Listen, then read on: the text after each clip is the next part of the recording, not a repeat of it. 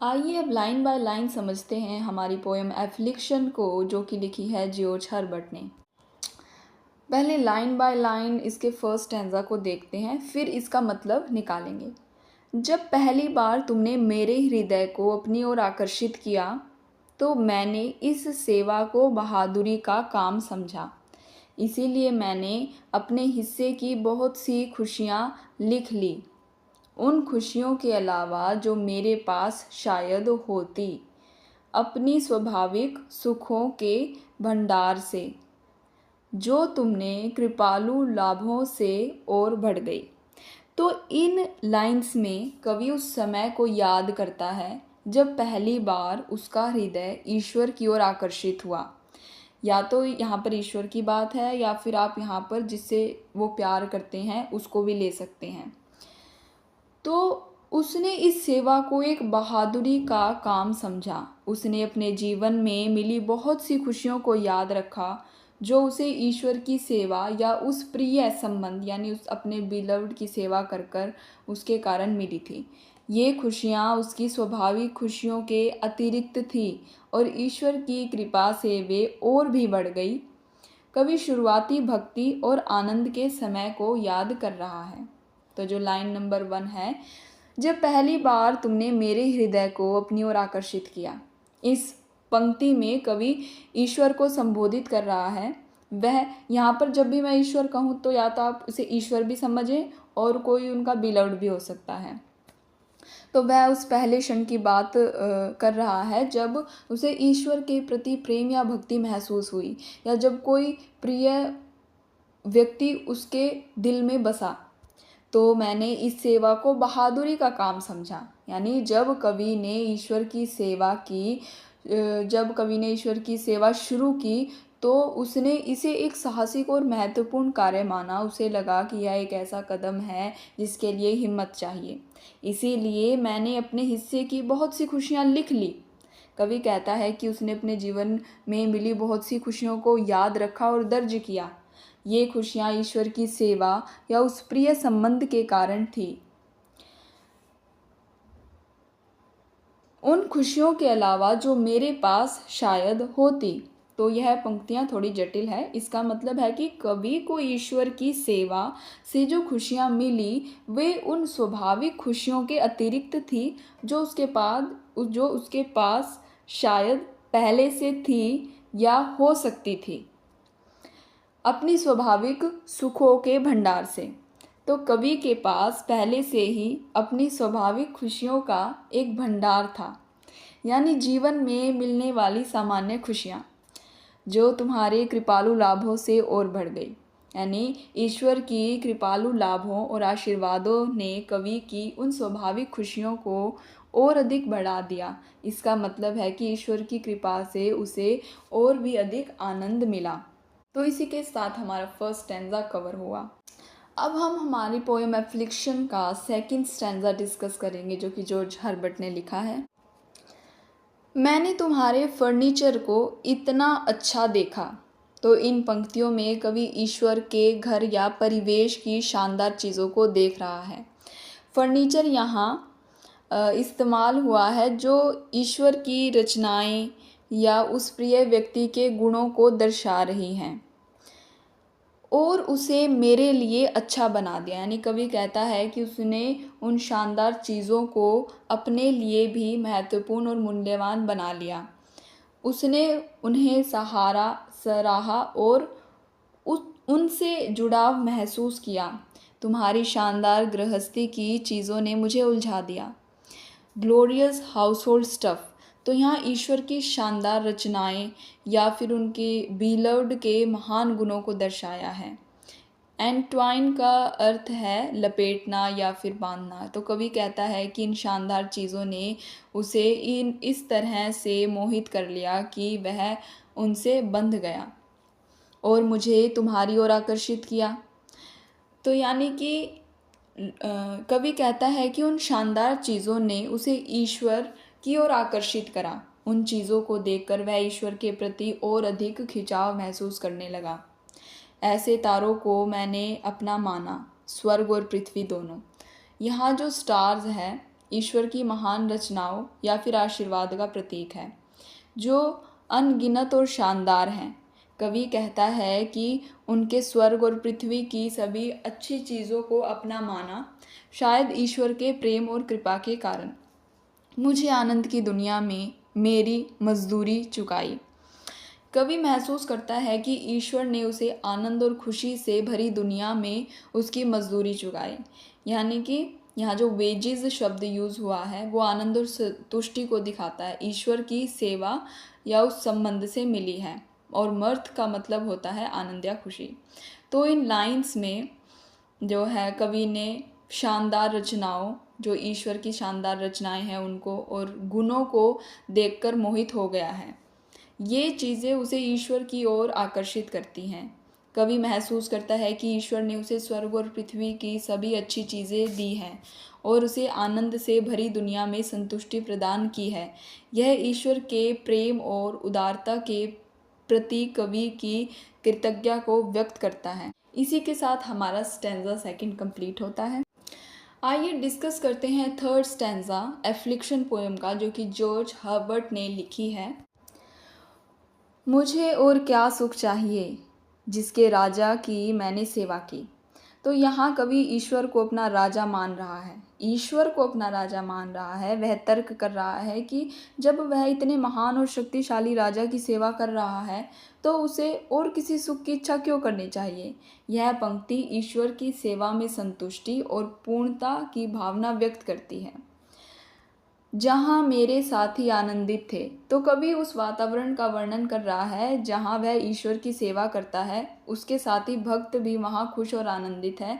यह पंक्ति समुदाय और साझा खुशी के महत्व को दर्शाता है। जब आसपास के लोग खुश हों तो व्यक्ति को भी संतोष मिलता है। इस प्रकार आशाओं में तर्क करते हुए मेरे विचारों ने सुरक्षित रखा। तो इन पंक्तियों का अर्थ है, इन विचारों यानी ईश्वर की महानता और साथियों की खुशियाँ ने कवि के मन में आशाओं को जन्म दिया। उसके विचारों ने दुख या डर के लिए कोई जगह नहीं छोड़ी, बल्कि आशाओं को संजो कर रखा। दुख या डर के लिए कोई जगह नहीं। कवि के मन में इतनी आशा और सकारात्मकता भर गई है कि नकारात्मक भावनाओं जैसे दुख और डर के लिए कोई स्थान नहीं बचा। ईश्वर की सेवा में खुशहाल साथियों के साथ रहने से उसे मानसिक शांति मिली। इसीलिए मेरी आत्मा अचानक उस स्थान पर रम गई। यानी इस सकारात्मक विचारों और आशाओं के कारण कवि की आत्मा पूरी तरह से उस स्थान यानी ईश्वर की उपस्थिति या फिर सेवा का जो स्थान है में रम गई और अपनी युवावस्था और उत्साह को तेरा चेहरा देखने के लिए उत्सुक कर दिया। तो कवि की आत्मा की जो ऊर्जा है, उत्साह और तीव्र इच्छा को दर्शाता है। कवि कहता है कि उसकी आत्मा की इस ऊर्जा ने उसे ईश्वर के चेहरे, ईश्वर की उपस्थिति या फिर दर्शन को पाने के लिए और भी अधिक उत्सुक बना दिया। वह पूरी शक्ति और उत्साह के साथ ईश्वर की ओर बढ़ना चाहता है। तो इन लाइंस में कवि ईश्वर की सेवा में मिलने वाली संतुष्टि और अपने साथी भक्तों की खुशी का वर्णन करता है। इस सकारात्मक अनुभवों ने उसके मन में आशाओं को जन्म दिया और दुख या डर के लिए कोई जगह नहीं छोड़ी। परिणाम स्वरूप उसकी आत्मा पूरी तरह से ईश्वर की उपस्थिति में रम गई और उसके युवावस्था और उत्साह ईश्वर के दर्शन के लिए तीव्र इच्छा से भर गए। यह ईश्वर के प्रति पूर्ण समर्पण और भक्ति की भावना को व्यक्त करता है। इसी के साथ हमारा थर्ड स्टैंजा कंप्लीट होता है। आइए अब हम फोर्थ स्टैंजा को समझते हैं, हमारी पोम एफ्लिक्शन का फोर्थ स्टैंजा, जो कि पोम जॉर्ज हर्बर्ट ने लिखी है। शुरुआत में तुमने मुझे दूध और मिठाई दी। यहाँ कवि ईश्वर को संबोधित करते हुए अपनी शुरुआती अनुभवों का वर्णन कर रहा है। यानी कि जो मिल्क और स्वीटनेस है वो पोषण, आराम और आनंद का प्रतीक है। कवि कहता है कि शुरुआत में उसे ईश्वर से केवल सुख और संतोष मिला, मेरी इच्छा और मेरा तरीका था। इस पंक्तियों का अर्थ है कि कवि को वह सब मिला जो वह चाहता था और चीज़ें उसके अनुसार हो रही थी। उसे स्वतंत्रता और अपनी पसंद का स्वतंत्रता और अपनी पसंद के अनुसार जीने की अनुमति थी। मेरे दिन फूलों और खुशियों से सजे हुए थे। तो इनका अर्थ है कि कवि अपने शुरुआती दिनों को खुशियों और आनंद से भरा हुआ बताता है, जैसे उसके जीवन के रास्ते पर फूल बिखरे हों। कोई महीना मई के अलावा नहीं था। जैसे मई का जो महीना होता है वसंत का प्रतीक है, जो ताजगी, सुंदरता और नई शुरुआत का समय होता है। तो कवि कहता है कि उसके शुरुआती दिन हमेशा सुखद और आनंदमय थे, जैसे हमेशा वसंत का मौसम हो। लेकिन मेरे वर्षों के साथ दुख मुड़ गया और बढ़ गया। यहाँ कवि अपने जीवन में आए बदलाव का वर्णन करते हैं। जैसे जैसे समय बीतता गया, दुख और परेशानियाँ उसके जीवन में आने लगी और बढ़ने लगी। ट्विस्ट्स होने लगे और बहुत ज़्यादा लाइफ कॉम्प्लेक्स होने लगी, और अनजाने में दुख के लिए एक पार्टी कर दी। यानी कि कवि कहता है कि जैसे जैसे दुख उसके जीवन में बढ़ता गया, उसने अनजाने में अपने दुख का एक ऐसा माहौल बना लिया जैसे किसी पार्टी का आयोजन किया गया हो, जिसमें सिर्फ दुख ही परोसा जा रहा हो। तो इन लाइंस में कवि अपने जीवन के दो अलग अलग चरणों का वर्णन करता है।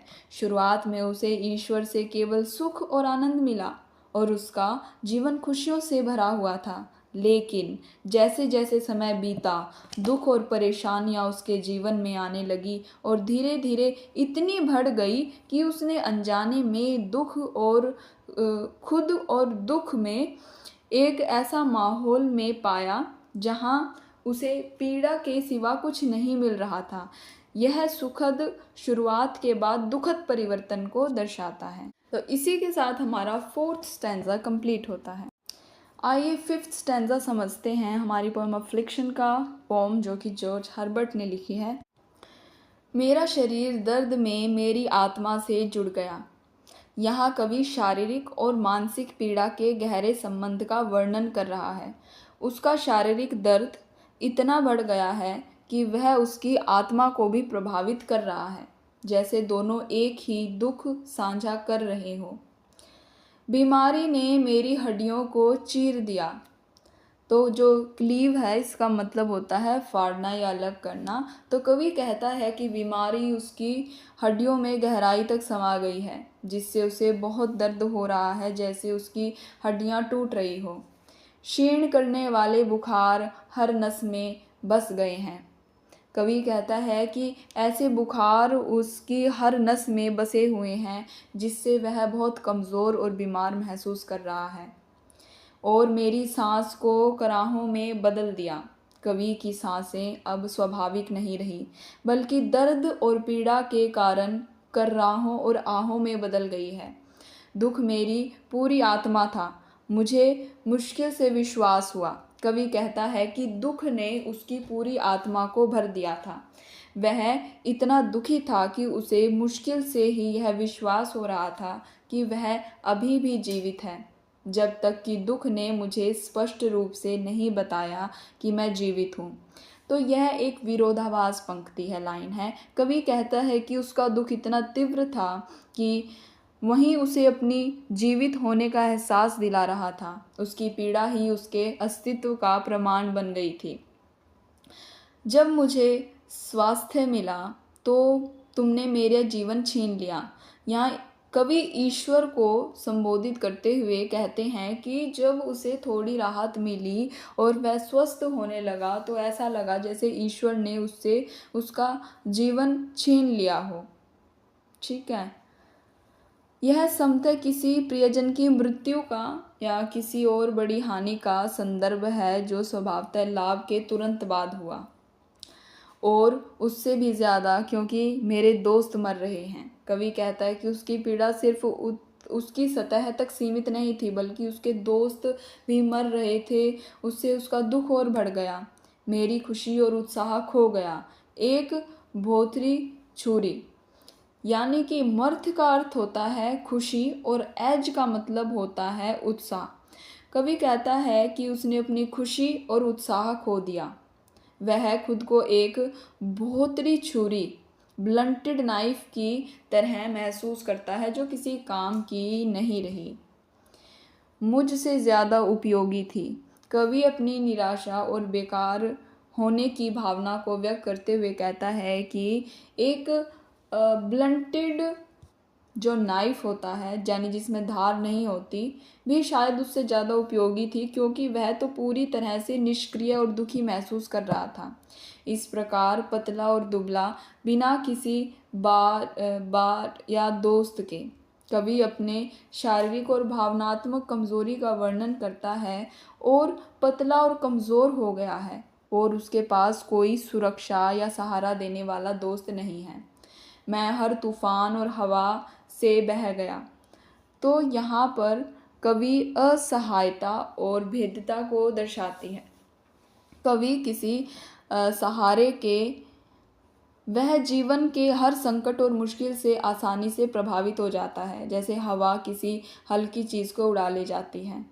तो इन लाइंस में कवि अपनी गहरी शारीरिक और मानसिक पीड़ा का वर्णन करता है। बीमारी ने उसे कमज़ोर कर दिया है और दुख उसकी आत्मा में समा गया है। जब उसे थोड़ी राहत मिलती है तो उसके दोस्त मरने लगते हैं, जिससे उसका दुख और बढ़ जाता है। वह अपनी खुशी और उत्साह खो देता है और खुद को बेकार महसूस करता है। बिना किसी सहारे के वह जीवन की हर मुश्किल से आसानी से प्रभावित होता है। यह कविता कवि की गहरी निराशा और पीड़ा को व्यक्त करती है। तो इसी के साथ हमारा 5th स्टैंजा कंप्लीट होता है। अब हम स्टैंजा नंबर 6 डिस्कस करेंगे, जो कि एफ्लिक्शन पोम का है और जो कि जॉर्ज हर्बर्ट ने लिखी है। जबकि मेरे जन्म और आत्मा ने बल्कि लिया, यानी यहाँ कवि अपने स्वाभाविक स्वभाव और रुझान की बात कर रहा है। उसके जन्मजात गुणों, स्वभाव और आत्मा की इच्छाओं को दर्शाते हैं, जो बर्थ और स्पिरिट है। रैदर टू का अर्थ है अधिक इच्छा होने या प्रवृत्त होना। वह रास्ता जो शहर की ओर जाता है। तो यहाँ पर एक रूपक यूज़ हुआ है जो सक्रिय जीवन, सामाजिक मेलजोल और दुनियादारी में भाग लेने को दर्शाता है। कवि कह रहा है कि उसका स्वाभाविक स्वभाव उसे दुनिया में सक्रिय रूप से शामिल होने और जीवन के अनुभवों को प्राप्त करने की ओर ले जाता है। तुमने मुझे एक लंबी खींचने वाली किताब के प्रति धोखा दिया। तो यहाँ पर जो कवि है वो महसूस करता है कि उसे उस सक्रिय जीवन से दूर कर दिया गया जिसकी वह इच्छा रखता था, और मुझे एक गाउन में लपेट दिया। कवि महसूस करता है कि उसे एक ऐसे जीवन में बांध दिया गया है जो उसकी स्वाभाविक इच्छाओं से विपरीत है। मैं संघर्ष की दुनिया में उलझ गया था। कवि कहता है कि वह जीवन के संघर्षों और मुश्किलों में फंस गया था, इससे पहले कि मुझ में अपना जीवन बदलने की शक्ति आती। कवि कहता है कि उसे ऐसा लगता है कि दुनिया के संघर्षों में तब फंस गया जब वह इतना सक्षम नहीं था कि अपनी स्थिति को बदल सके। शायद वह युवा था या किसी और तरह की असहाय था। तो इन लाइंस में कवि अपने स्वाभाविक स्वभाव का वर्णन करता है और उसे सक्रिय जीवन और दुनियादारी में मुश्किल होने के लिए प्रेरित करता है। लेकिन उसे ऐसा लगता है कि ईश्वर उसे एक ऐसे जीवन में धकेल दिया जो उसे अध्ययन या चिंतन में व्यस्त रखता है और उसे दुनिया से अलग करता है। इसके परिणाम स्वरूप वह जीवन के संघर्षों में फंस गया। इससे पहले कि उसमें अपनी स्थिति को बदलने की क्षमता विकसित हो पाती, कवि अपनी स्वाभाविक इच्छाओं और अपनी वर्तमान स्थितियों के बीच विरोधाभास महसूस करता है। इसी के साथ हमारा 6th स्टैंजा भी कंप्लीट होता है। आइए अब डिस्कस करते हैं स्टैंजा नंबर 7 एफ्लिक्शन पोम का, जो कि जॉर्ज हर्बर्ट ने लिखी है। फिर भी मैंने अक्सर घेराबंदी हटाने की धमकी दी। यहाँ कवि उस स्थिति का वर्णन कर रहा है जिसमें वह फंसा हुआ महसूस कर रहा है, जिसे वह सीज यानी घेराबंदी कर रहा है। वह कहता है कि उसने अक्सर इन मुश्किलों या बंधन से मुक्त होने की धमकी दी, अपना पूरा जीवन दबी हुई हंसी में नहीं बिताते हुए। यानी कि कवि कहता है कि वह अपना पूरा जीवन इस तरह से नहीं बिताना चाहता था, अपनी असली भावनाओं को दबाकर और दिखावटी खुशी दिखाते हुए। तुमने अक्सर अकादमिक प्रशंसा से, यानी कि कवि कहता है कि उस व्यक्ति ने अक्सर उसे एकेडमिक उपलब्धियों के लिए प्रशंसा की, मेरे क्रोध को पिघला दिया और घोल दिया। कवि कहता है कि उस व्यक्ति की एकेडमिक प्रशंसा ने उसके गुस्से और नाराज़गी को शांत कर दिया। जैसे गर्मी बर्फ़ को पिघला देती है, वैसे ही प्रशंसा ने उसे क्रोध को दूर कर दिया। तो ये जो एकेडमिक प्रेज़ है, इसका मतलब हो सकता है ज्ञान, बुद्धि या सीखने के क्षेत्र में दी गई प्रशंसा, मान्यता को दर्शाता है। मैंने तुम्हारी मीठी गोली ली जब तक, तो यानी कि यहाँ पर कवि कहता है कि उसने उस आकर्षक चीज़ को स्वीकार किया। मैं वहाँ आ गया जहाँ मैं न तो दूर जा सका न ही दृढ़ रह सका। इन पंक्ति में कवि उस परिणाम का वर्णन करता है जब उसने उस मीठी गोली को लगातार लिया। वह एक ऐसी स्थिति में पहुँच गया जहाँ उसके लिए न तो उस स्थिति से दूर जाना संभव था और न ही उस स्थिति में बने रहना, आगे बढ़ना संभव था। वह एक तरह की गतिहीनता और सहायता में फंस गया था। तो इन लाइंस में कवि अपनी निराशा और बंधन से मुक्त होने की इच्छा व्यक्त करता है। वह कहता है कि उसने अक्सर अपने कैद से निकलने की धमकी दी थी और दिखावटी खुशी में अपना जीवन नहीं बिताना चाहता था, लेकिन ईश्वर ने अक्सर उसे अकादमिक प्रशंसा से शांत कर दिया, जिससे उसका गुस्सा पिघल गया। उसने उस आकर्षक चीज़ मीठी गोली को स्वीकार किया, जिसके कारण वह अंततः एक ऐसी स्थिति में पहुंच गया जहां वह न तो उस स्थिति से निकल सकता था और न ही उसमें आगे बढ़ सकता था। यह एक ऐसी स्थिति को दर्शाता है जहां व्यक्ति एक आकर्षक जाल में फंस जाता है और निकलने की क्षमता खो देता है। इसी के साथ हमारा स्टैंजा नंबर 7 कंप्लीट होता है। आइए अब स्टैंजा नंबर 8 को देखते हैं, जो कि हमारी अफ्लिक्शन पोम का है और पोम लिखी है जॉर्ज हर्बर्ट ने। फिर भी शायद मैं बहुत खुश हो जाऊं। यहाँ कवि एक संभावना व्यक्त कर रहा है कि शायद वह अपनी नाखुशी में भी कुछ हद तक खुश हो सकता है, पर चांस का अर्थ है शायद। अपनी नाखुशी में, यह जो वाक्यांश है पिछली लाइन के विपरीत विचार को स्थापित करता है। इसे कवि कह रहा है कि भले ही वह नाखुश है, फिर भी उसमें खुशी की संभावना हो सकती है। मुझे शुद्धिकरण को भोजन में बदलते हुए तुम मुझे फेंकता है। मेरे शुद्धिकरण को भोजन में बदलते हुए तू मुझे फेंकता है। यानी कि माई पर्ज संभवतः वह प्रक्रिया है जिसके माध्यम से कवि खुद को शायद या बेहतर बनाने की कोशिश कर रहा है, शायद दुख या कठिनाई के माध्यम से। Turning my purge to food का अर्थ है यह शुद्धिकरण की प्रक्रिया को कुछ ऐसा बना देना जो पोषण दे या लाभ पहुंचाए। और दाउ थ्रोएस्ट मी इनटू मोर सिकनेस का अर्थ है ईश्वर उसे और अधिक बीमारियां या परेशानी में डाल देता है। यह एक विरोधाभासी विचार है कि सुधार की कोशिश करने पर भी उसे अधिक कष्ट मिलते हैं। इस प्रकार तेरी शक्ति मुझे विपरीत दिशा में झुकाती है, न बनाते हुए। तो यहाँ पर दाय पावर यानी ईश्वर की शक्ति को संदर्भित करता है। क्रॉस बायस का मतलब है विपरीत दिशा में झुकाना, प्रभावित करना। कवि महसूस करता है कि वह शक्ति उसे सीधे रास्ते पर चलने या बेहतर बनने नहीं दे रही है, बल्कि उसे विपरीत दिशा में ले जा रही है। नॉट मेकिंग दाइन ऑन गिफ्ट गुड का अर्थ है वह शक्ति उसके अपने उपहार, शायद जीवन या कोई क्षमता को अच्छा या उपयोगी नहीं बना रही है। अपने ही उपहार को अच्छा, फिर भी मुझे मेरे रास्ते से ले जाती हुई।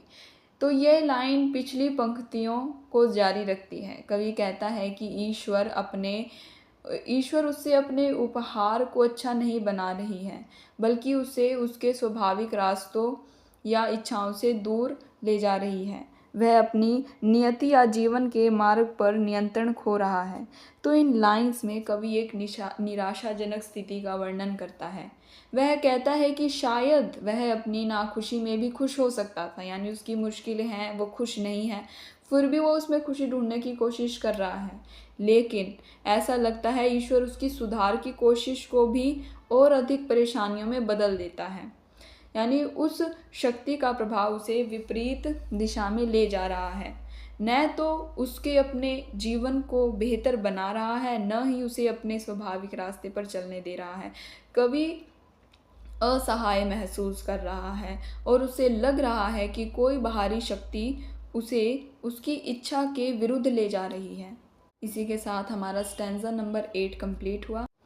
आइए अब स्टैंजा नंबर 8 को देखते हैं, जो कि हमारी अफ्लिक्शन पोम का है और पोम लिखी है जॉर्ज हर्बर्ट ने। फिर भी शायद मैं बहुत खुश हो जाऊं। यहाँ कवि एक संभावना व्यक्त कर रहा है कि शायद वह अपनी नाखुशी में भी कुछ हद तक खुश हो सकता है, पर चांस का अर्थ है शायद।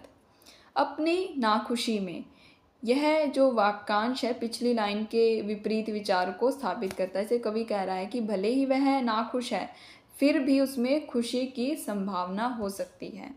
मुझे शुद्धिकरण को भोजन में बदलते हुए तुम मुझे फेंकता है। मेरे शुद्धिकरण को भोजन में बदलते हुए तू मुझे फेंकता है। यानी कि माई पर्ज संभवतः वह प्रक्रिया है जिसके माध्यम से कवि खुद को शायद या बेहतर बनाने की कोशिश कर रहा है, शायद दुख या कठिनाई के माध्यम से। Turning my purge to food का अर्थ है यह शुद्धिकरण की प्रक्रिया को कुछ ऐसा बना देना जो पोषण दे या लाभ पहुंचाए। और दाउ थ्रोएस्ट मी इनटू मोर सिकनेस का अर्थ है ईश्वर उसे और अधिक बीमारियां या परेशानी में डाल देता है। यह एक विरोधाभासी विचार है कि सुधार की कोशिश करने पर भी उसे अधिक कष्ट मिलते हैं। इस प्रकार तेरी शक्ति मुझे विपरीत दिशा में झुकाती है, न बनाते हुए। तो यहाँ पर दाई पावर यानी ईश्वर की शक्ति को संदर्भित करता है। क्रॉस बायस का मतलब है विपरीत दिशा में झुकाना, प्रभावित करना। कवि महसूस करता है कि वह शक्ति उसे सीधे रास्ते पर चलने या बेहतर बनने नहीं दे रही है, बल्कि उसे विपरीत दिशा में ले जा रही है। नॉट मेकिंग दाइन ऑन गिफ्ट गुड का अर्थ है वह शक्ति उसके अपने उपहार, शायद जीवन या कोई क्षमता को अच्छा या उपयोगी नहीं बना रही है। अपने ही उपहार को अच्छा, फिर भी मुझे मेरे रास्ते से ले जाती हुई। तो यह लाइन पिछली पंक्तियों को जारी रखती है। कवि कहता है कि ईश्वर उससे अपने उपहार को अच्छा नहीं बना रही है, बल्कि उसे उसके स्वाभाविक रास्तों या इच्छाओं से दूर ले जा रही है। वह अपनी नियति या जीवन के मार्ग पर नियंत्रण खो रहा है। तो इन लाइंस में कवि एक निराशाजनक स्थिति का वर्णन करता है। वह कहता है कि शायद वह अपनी नाखुशी में भी खुश हो सकता था, यानी उसकी मुश्किलें हैं, वो खुश नहीं है, फिर भी वो उसमें खुशी ढूंढने की कोशिश कर रहा है, लेकिन ऐसा लगता है ईश्वर उसकी सुधार की कोशिश को भी और अधिक परेशानियों में बदल देता है। यानी उस शक्ति का प्रभाव उसे विपरीत दिशा में ले जा रहा है। न तो उसके अपने जीवन को बेहतर बना रहा है, न ही उसे अपने स्वाभाविक रास्ते पर चलने दे रहा है।